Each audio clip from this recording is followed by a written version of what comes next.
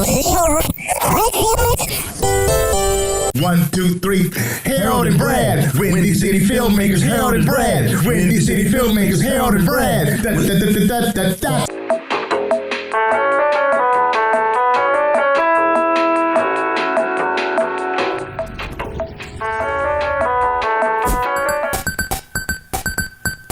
Yeah, it's funny because I had a buddy, a filmmaker here, and he goes down to Atlanta and different places and film. I said, I'm here in Chicago and it's happening and I want to do more. He says, well, move to Atlanta.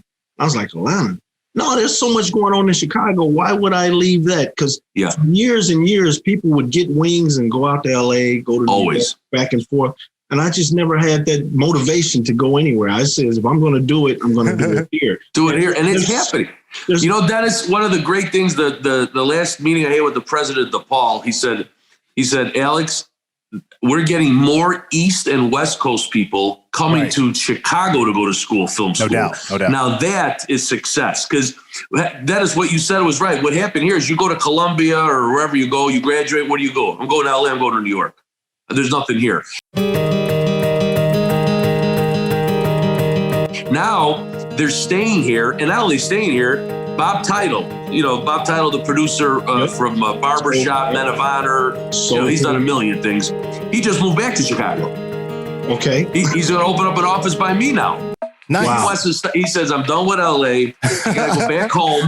He said, and I want to start producing stuff here in Chicago. Nice. So, and that's when, this is starting to work, because your good point was in the 1980s, you wish it'd be great if there was a Cinespace, because then John Hughes would have had an office by me, made all his movies by me, Harold Ramis. So now to get like a guy like Bob Teitel back in town, you guys got to interview him. He's a great interview too. Good stuff, no doubt. Yeah, Bob's the best. We'll love it. And he'll explain it exactly how. And this guy moved back, bought a house, and he's here to stay now. And so. He's like if John Hughes was still alive, you'd hope he'd have an office by me, because then they got the power, these guys, after they're around so long, to say, you know what, I want to move to Chicago. I ain't going. I want to stay home.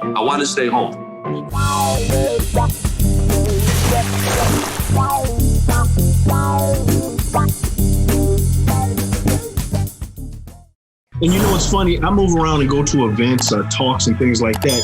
And these big Hollywood producers in town talking. And it turns out he lives right in Wilmette. There's a lot of people live here that people just don't know it. They're coming here, but down there. They're coming back too, Dennis. A lot of people from LA are coming back. And that's only good for all of us, because they can help educate us. They can create more stuff here, which creates more jobs and more opportunities. And, I know there's that Chicago Media Angels, that opened up that tries to help to finance. See, we need more of those, and then we're going to homegrown, because one thing, and that's with the incubator stage 18 I got, it's all I harp on is, hey, let's start making our own more base Chicago stuff now, right? Right. Let's start getting more of these Chicago Media Angels type of companies to invest on these local projects. We need that. And that's how we'll start. Because right now, my Uncle Nick made a point, we lost him 7 years ago. Actually, it'll be this Monday, 7 years. He said, your real success is going to be when your stages are half full of Chicago-based productions. No doubt. He says, when I opened up in Toronto 32 years ago, it was all LA shows, right? There was but it took me about 15 years, he said, but then Ontario started making their own productions, right? Local producers, local directors, local finance companies. And that's where I can feel it coming. We opened up in 2011, so it's almost 10 years. It's going to start coming now, where it's going to be more local, produced finance stuff. So one of our questions was, where are you going to be? Where's Cinespace going to be with 10, 15 years? Listen, we're going to keep growing. No doubt. The key is, I'd love to come out here in 10 years and we say, man, let's roll that tape. None of the stages were now half of them are full of Chicago based, because that's the strength here. We got to build up our film festival like Toronto did theirs, right? Toronto didn't even have a film festival. Now it's one of the best in the country, No doubt, yeah. We got to start building that stuff. And so those are the main. Now that we're almost built up at Cinespace, there's still some more to do, but then we can focus more on local-based productions. How do we build this thing up so it becomes like a Toronto?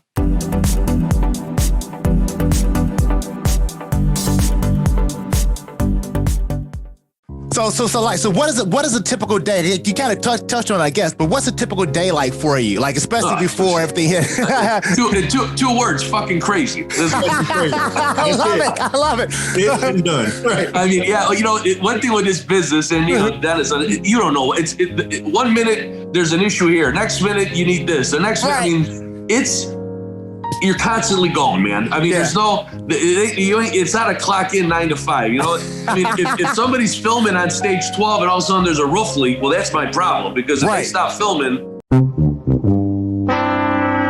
that's bad, No doubt. And then, so I really try to take half of my day, I focus on the philanthropy part on Cine Cares Foundation and growing that. Yeah. And then half the day is really day-to-day operations and trying to get more business, calling the studio saying, hey, you know what, the show's getting canceled. I got 3 available stages. Do you have any projects coming? And constantly harping on bringing more shows to Chicago.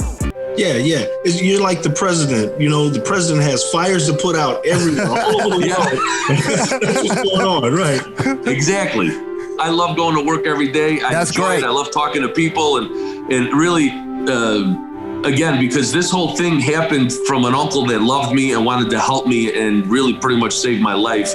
So I'll never forget that. And I just want to keep giving back and helping people as much as I can to give them opportunities too. Because, hey man, somebody had to, grab my hand and lift me up from on the ground, So I try to do the same thing. I do a lot. I try to do a lot with people that obviously got incarcerated, but for, smoking a joint or, and giving them second chances at the studio, so I'm focusing on a lot of that too, because that's it's sad in these underserved communities where they got an arrest record because they found a joint in their, you can't, and now that person because it's on their record can't go get a job. Right.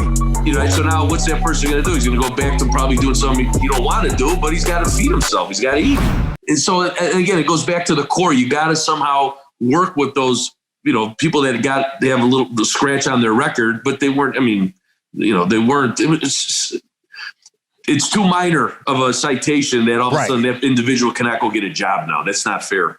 I love that. That's actually great because, they say the restaurant industry is forgiving. And so now we can say the film industry in Chicago is forgiving. That's right. No, you got to do it. It's the right thing to do. What I'm trying to do there, Dennis, now is I'm putting together more like a list of just local businesses in North Lawndale that can serve the studio somehow. So what I told the studios, I said, listen, let's say there's a person that makes coffee in North Lawndale. And I understand they got somebody that, let's say they spend $1 a year for, I'm making it up, $1 a year to buy the coffee. Well, out of that $1, why don't you give 20 cents to the local one here and use some of her coffee too, And the studios love that idea. So really, I met yesterday 2 African-American women that own a lumber yard, which I didn't even know. So, I'm gonna try to help them. So it's gonna be like a list of like, hey, come support these local businesses. And I'm not telling you, they might not be big enough to handle your, big, huge orders, but it doesn't matter. Give them a little bit. And after that little bit, they keep reinvesting it. In 5-6 years, they'll be able to handle the big stuff,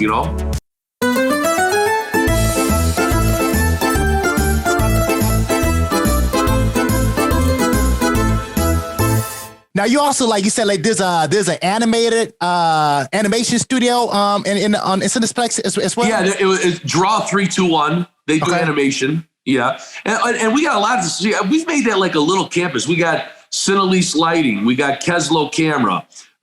We got Claire Simon Casting. Right. We got Periscope Post Production. We got BAM Post Production.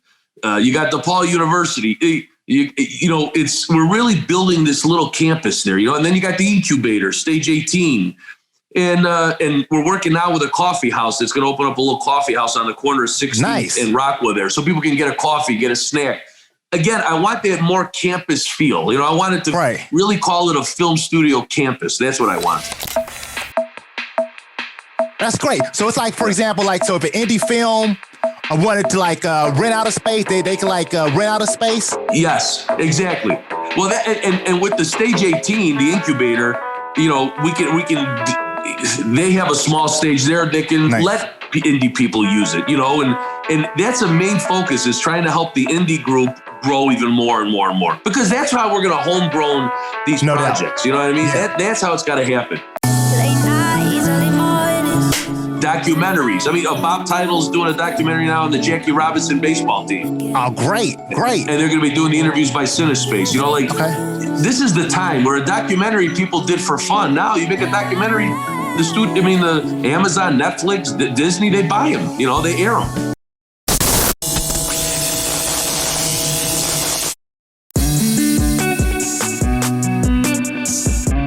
What advice would you give a young person looking to follow in your footsteps? What advice would you give them? Make sure they drink a lot of vodka.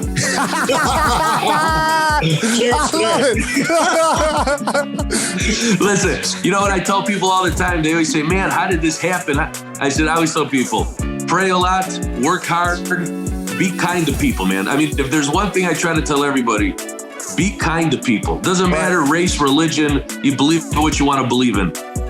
Do unto others as you want done to yourself. And when you have a chance to pick someone up, pick them up, and dust them off and tell them they're going to be okay. Because my biggest struggle when I lost everything and I was in a dark place was nobody was telling me that. I mean, nobody. Right. And so I really was in a dark, very dark place. And, your mind starts thinking crazy thoughts. And it finally was my uncle that really, when he came and he put his hand on me and he said, hey, you're going to be okay. And the emotion just flew on me because you just wanted somebody to say, and nobody was saying it, right? And after that, I'm like, holy shit, somebody believes in me, Then I just went balls to the walls and because I just needed that. I needed that positive comment, and I got it. You know what? Cause I heard you talk about that story before, and I'll say this before we wrap up. And I always find it very encouraging because everybody goes through storms in life. I don't know if I said that already. And it's just so encouraging and inspiring to see somebody go through a storm and come through on the other side. It's just so inspirational for so many people hearing the story, Yeah. And it can happen. You just got to believe, man. You got to believe and you got to work hard. And, and hopefully we all have that person that can grab you and lift you up and say, hey, man, we'll get this done. Let's do it. You need that. One quick story, too. Yeah. About 11 years ago, I was walking around with no place to live in a November, and cold, and and so anyway, I was like carrying my clothes on my back everywhere I went, still auditioning, whatever I had to do, and I was like, well, I'm out here. I'm just going to enjoy this moment. I changed the thinking on it. I'm just going to enjoy this. And so the 2 weeks, instead of it turning into a month or getting worse, my buddy, I went to a party that I hadn't planned on going because it was like James Alfred. I went to a birthday party and James said, HD, how you doing? Where you living? What's going on? And I started to lie and I was like, man, I'm out here with no place to stay. He says, no, we can't have that. So it was Harry Lennox place over here on the south side. He says, I'm watching this building. No, let's call Harry right now. He says, yeah, Harold's a good person. Yeah, you can stay there. That night, I had a bed. We pulled the queen size bed up out the basement. I had a room for 2 years. See that? Played for 2 years, That's see that, man? And that's why you were that you are now, and that's why you're being successful, and that's why we're talking. I mean, it was that one move brings you to today. Yes. And you never know when that one moment or that one thing is going to change your life like that. And it's all here. Once you get this clear, then you, like you said, you turned it on yourself. Yeah, you didn't. Hey, you know what? I'm going to enjoy my day. As bad as it is, today's going to be a good day. But that's the state. You need to have it. And all of us in our lives go through bad times, Right, everyone does. And most of us don't want to talk about it, right? You don't want to tell the guy you didn't have a place to live. I didn't want to tell my uncle I was getting evicted from my house. It was like, it was a bad time. You don't want it. But sometimes the best thing to do is get this shit out, man, and talk. Because then a lot of times you meet someone that does say, hey, man, let me help you out here. What do you need? Look. I give you, and all you want is a little helping hand, and then it changes everything. No doubt. Yeah. Well, I tell you what, Alex, it's been a pleasure talking with you. So inspiring. No doubt.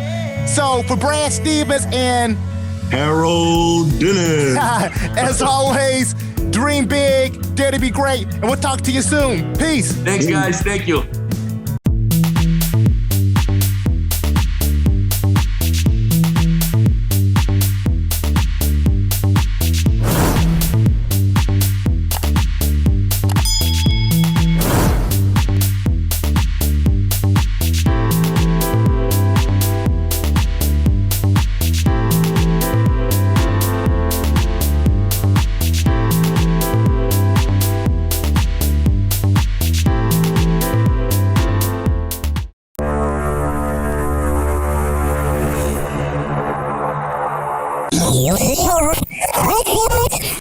la la.